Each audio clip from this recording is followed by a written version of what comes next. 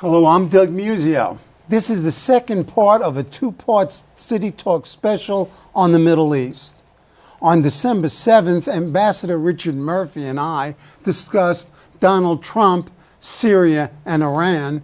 Today we'll talk Israel-Palestine, Security Council Resolution 2334, and John Kerry's speech. Also, we'll talk Saudi Arabia, Iraq, ISIS, and perhaps Turkey.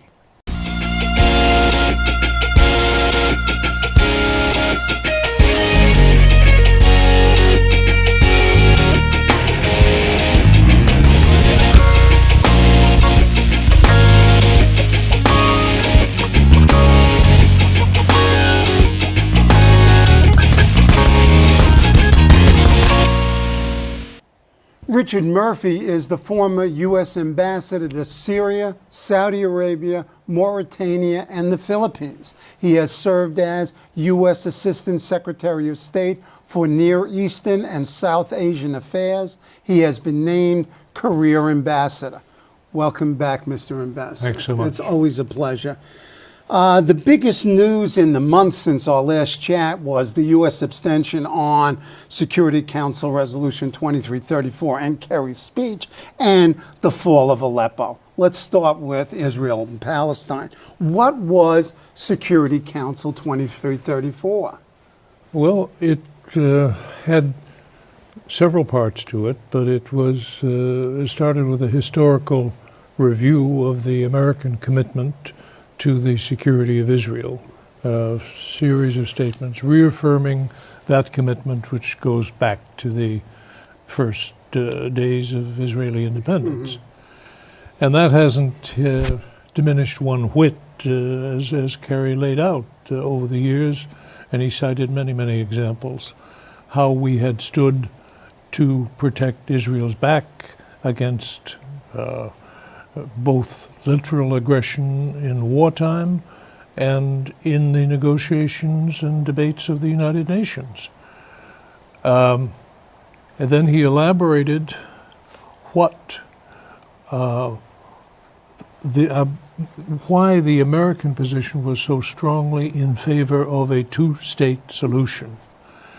And he said this possibility is diminishing, and made very frank statements about elements in the Israeli political system who were working to ensure there could never be a two-state solution. It would be one state, and that state, as he said bluntly, is going to be separate but unequal status between and that phrase would resound with an American audience. Well, sure. It resounds internationally, not just with our audience. And he laid out finally some principles of what would have to be worked out by the parties, but they would not be able to work it out if the settlement program wasn't stopped, because there's going to be nothing left to negotiate about as far as the Palestinians are concerned. Okay, so why is it happening now? The vote was 14-0-1 with the United States abstaining. Why did we abstain rather than veto? Why in the waning days of the Obama administration?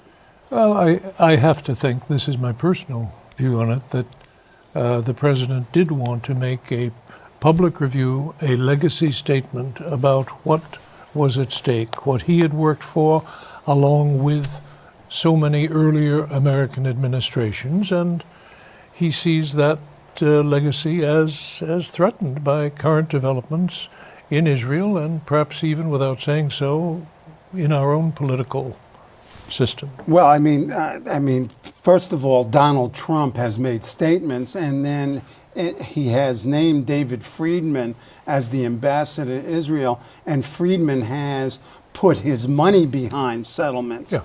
So what is the likelihood of what is the likely American policy going to be under Trump?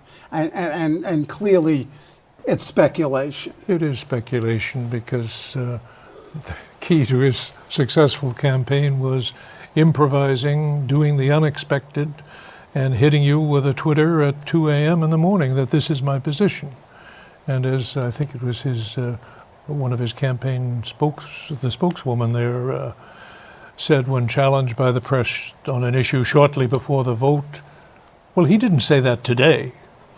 Well, so I'm not sure just where we are going, but there are some signs that it's going to be an administration, initially at least, very explicitly supportive of the right-wing political position in Israel. Okay.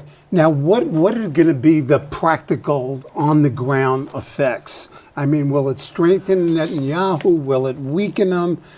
Talk to me about that. Well, again, here we're speculating. I think part of Netanyahu's anger was that the vote pushed him towards those who were further to the right than he is and limited his options. He has been comfortable being able to speak about a two-state solution while reassuring them there'll never be a Palestinian state on my watch. Now, this room for maneuver has been diminished. And although Kerry did say at one point, look, we have consistently opposed efforts for boycott and sanctions against Israel, that perspective has shifted somewhat with this abstention. There is the threat out there, at least, that things could move in that direction unless negotiations are joined and people get serious at working to find a way to accommodate the basic positions of Israel by the Palestinians and Palestinian positions by the Israelis. But this is increasingly less likely with a Trump administration. I don't know. Let's see. Okay. Let's see. But the point is that the resolution really put consensus internationally that the settlements are an obstacle, that the two-state solution is the preferred solution. The language was a little bit rougher. It wasn't just that they were an obstacle, but that they were illegal. That is not a new position for the United States or for the international community.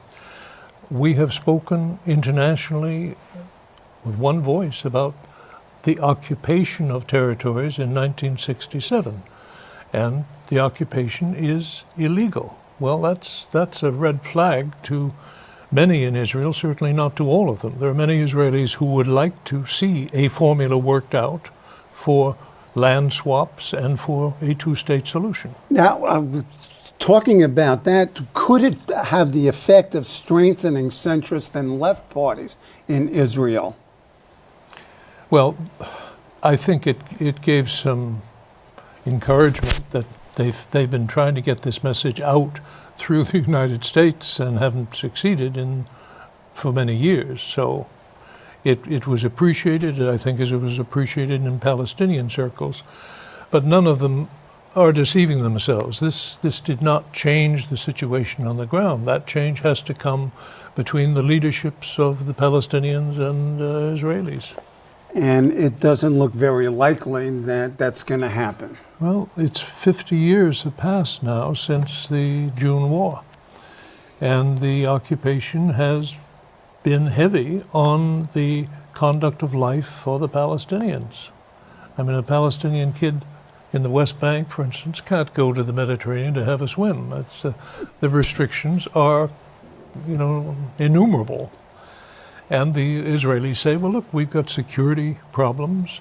You don't appreciate them? Well, we do appreciate them. They do live in a dangerous region. Nobody's arguing that. They've got to be strong and they've got to be able to defend themselves, which is why Obama has taken pains to point out he has been more generous about security assistance to Israel than any of his predecessors. Okay, let's move on to Aleppo and Syria. Aleppo fell, and what is the situation in Syria in the dawn of the new year right now? Dark. There is a truce that the Russians and the Syrians and the Turks have agreed upon. But as far as the Syrians go, that's the regime has agreed, and a number of the opposition elements, but not all of them. It wasn't designed to include Al-Qaeda or ISIS, and there are other elements that don't like the terms of the truce. They think this all started from their desire to see an end to the Assad regime, and this truce arrangement says, in effect, Assad will continue, at least for the foreseeable future, as president of Syria. What's the geopolitical impact? Well, on one side, I guess, with the Russians, it marks a more dynamic foreign policy. They are reasserting their role in Middle Eastern affairs. To the extent that this brings an end to a major humanitarian tragedy, that can only be welcomed. We can deal with the ambitions, if you will, of Russian expansionism in the Middle East at a later time. The need to stop the killing has been paramount. So if it brings that, that's good. Are they ready on the ground? Well, you know, the military situation from the beginning has been chaotic. Yeah. 100+ separate militias, not with one commander, no respect for cooperation, working out arrangements that would provide a military alternative or political alternative to the regime. They fought each other as often as not. Now, what is the state of the opposition? They control virtually no urban areas, no major cities, and they have some control in the rural areas, but that's dooms them to ineffectiveness. And you know, the map on the ground doesn't give Assad control of historic Syria, his Syria set up in the 1920s. Getting the country back together is an open question. Can he do it? Can anyone do it? In the 20s, the French had the mandatory power, and they talked at one point of having small, separate states. Right. States for the Alawites, states for the Sunnis, states for the Druze, etc. They don't support that now. Everyone has talked of finding a way to get Syria back on its feet. But the destruction has been so overwhelming. The bill for reconstructing Syria is in the figure I'd heard, something like $600 billion. Nobody's ready to put that kind of money into Syria. Well, the Russian goal may be not worth it. Well, the Russians don't have $600 billion to invest in Syria. Nobody assumes that, and I don't think the Saudis, the Gulf states, are that inclined either. Right. Okay, let's move to the border and Iraq. What's the current status? Where are we in Iraq? Or where is Iraq? They haven't found yet the key to working out a solution politically between the Shia and the Sunni in Iraq. You know, what cynics have called our greatest gift to Iran was the invasion of Iraq and the ending of Sunni domination. You know, I think many of our people looked at the situation in early 2000s. Well, it should be one man, one vote. Well, there were more Shia than Right. there were Sunni, so it was perfectly natural that they take over. But that broke, 1,400 years of rule by Sunnis, be they working for the Ottoman Empire or on their own grounds since the First World War. Can Iraq overcome sectarian conflict? This 1,400-year battle that we've seen, the division that we've seen. The first Iraqi regime after invasion was highly sectarian. It was payback time. You know, Oh. we're going to find our place in the sun now. You can understand that. This regime seems to be much more interested in reaching out and finding ways to cooperate, but they are suspect. They are suspect by the tribes. They are suspect, of course, totally opposed by ISIS, which has had dug into Mosul and other parts of Iraq in the last several years. But he is, as a prime minister, this prime minister is much more interested in working out a deal with the Shia. Okay, but And the Sunni. can he establish an effective, legitimate government? It depends not only on what he wants to do, it's Right. what is going to be tolerated by Tehran and by Turkey, by the Kurds in the north. You know, one of the criticisms of the Kurds has been that they've been angling to get independence, which, President Wilson Right. talked about Right. a good many years ago. And deals on oil have been made, which allowed them, or set them up for an independent oil policy, independent of Baghdad's policies. So there are a lot of tensions pulling the place apart. And if we're going to see a united Iraq, they have to all give something up to get there. Is it possible for some form of confederal system? But even that is extremely complicated given the interest of the players on the ground. Well, federal government takes a great deal of toleration and flexibility in administering, and Iraq in the recent years has seen the rule of strong men and the argument that only a strong, highly centralized government can do anything in Iraq. We apparently exaggerated the time of the invasion of Iraq, the strength of its leader, that Saddam wasn't running the whole show Right. after all, but he still had a small circle around him that truly was the central power. We've done our share of breaking pottery in Iraq, but it's, anyway, the pieces have to be sorted through now and found a way to put them back together. Okay, Iran's role in Iraq. Well, they saw it as an unexpected gift by Washington when they're joking about it.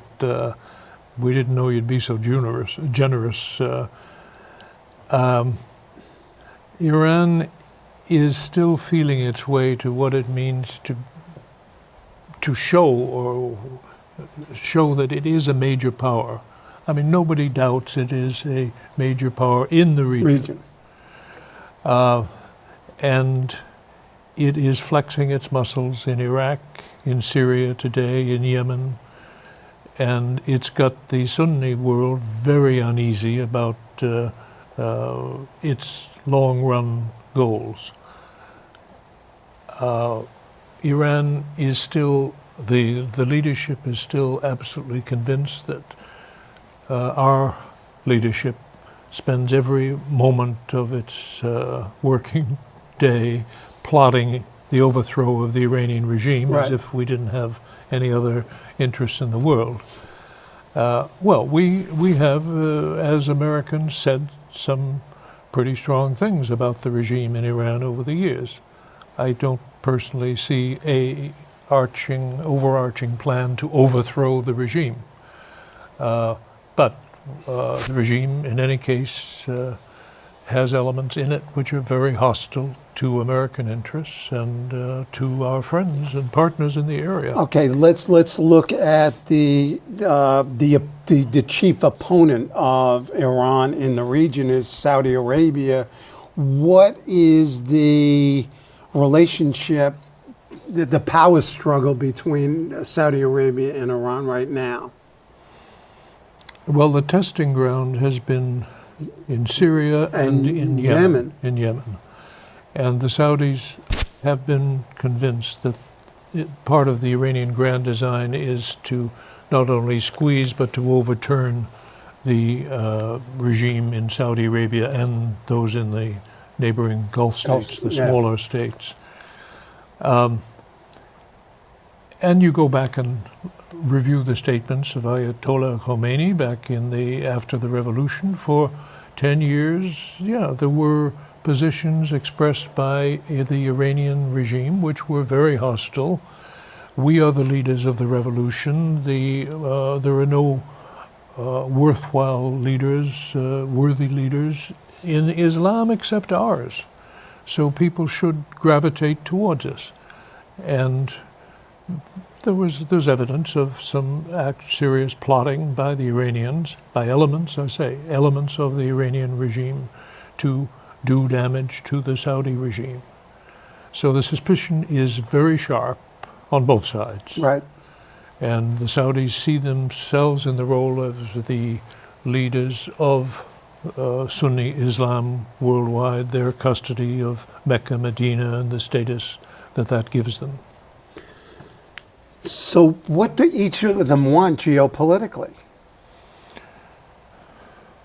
Well, each wants to end threats against their future, and be they military threats or political threats. I recognize that's not providing much of an answer to your question, but they want security for their way and for their roles in the region, and each is challenging the other very strongly. Go to Yemen for instance. The conflict there is really one of surrogates. And what is the end game in Yemen? What is the goal, and what is the actuality? Well, the Saudi goal is to affirm the legality of the regime that replaced that of Ali Abdullah Saleh, right, and which is varied between being pinned down in the very southern part of the country in Aden and in exile, in political exile in Saudi Arabia. And the Yemenis, I think the Iranian position has not been as interventionist in terms of major shipments of money or arms, which you could see going from Tehran to Hezbollah in Lebanon. It's not been of that degree, but they're pleased to see an ability to challenge friends of Saudi Arabia in the Yemeni political system. So that political combat is underway, and Yemen is the poorest in the Arab world. Yeah. And it's suffering badly from the bombings that the Saudis have carried out. And they have launched missiles from Yemen into southern Saudi Arabia. So it's a very unsettled and, in a way, I would say, unnecessary conflict. But both sides are taking it seriously. Very seriously. Okay, let's move to Turkey, and probably our last look at it. What are the goals of Turkey in the region, and particularly in Syria? Well, I think the primary goal is to make sure that Turkish unity is preserved, that Kurdish movements towards, if not independence, something close enough, closer to independence than they've ever had, and that Syria not be the scene of developing a bloc in the northern borders under Kurdish rule, which could be a magnet for the ambitions and the intervention from Turkey, from their Kurdish Right. populations. So it's to protect Turkey and to get the truce. They worked it out with Russia, putting aside, for the present at least, the future of the Assad regime. Yeah, because, I mean, the Russians were supportive and Turkey was against it. Turkey was absolutely against it. The president of Turkey resented the position of Bashar al-Assad very bitterly. So how strong the interest in Ankara and in Moscow is in cooperation over Syria, we'll have to see. It's not our show. It's not a game that we're involved in. In fact, we dealt ourselves out of it after, if you will, after the experiences in Iraq. We had no ambition to get heavily into yet another Middle East conflict. But Was that a mistake? well, having watched the limits of our knowledge of the dynamics in Iraq, I don't think we've ever understood the Syrian situation very well. And the Syrians have been at pains to keep people from understanding what's going on. They, when they were pulled themselves out of the United Arab Republic back in the 60s, they said, now we are the leaders of the steadfastness front. Well, nobody knew what that meant, but we are the leaders was the motif. And again, today, they are the leaders of the greatest humanitarian disaster in today's world. Yeah. And the country has disintegrated, but they are still able to play a game with Moscow, with Turkey, with Iraq, to assure that the regime stays in place. Okay, one final question. You're optimistic, you're pessimistic, you're realistic. What? For the region.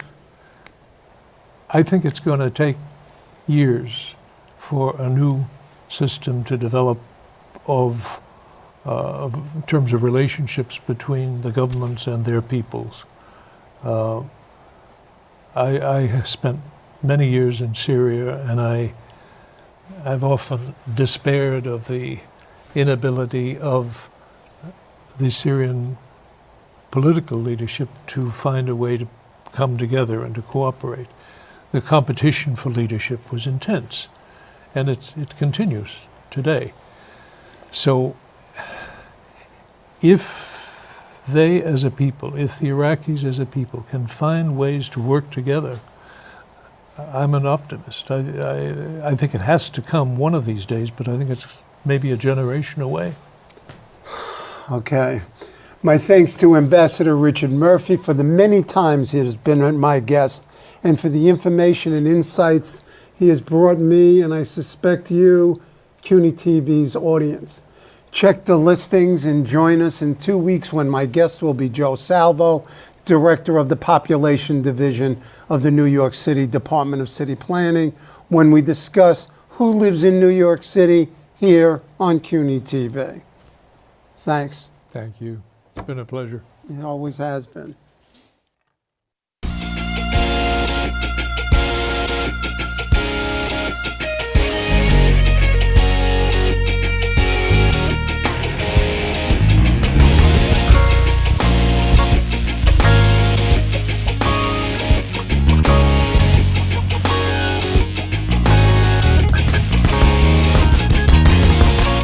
Hello, I'm Doug Muzzio. Let us know what you think about this show. You can reach us at CUNY.tv. When you get there, click on the bar that says Contact Us and send your email. Whatever it is. Thanks, no thanks, obnoxious, do it. Send it.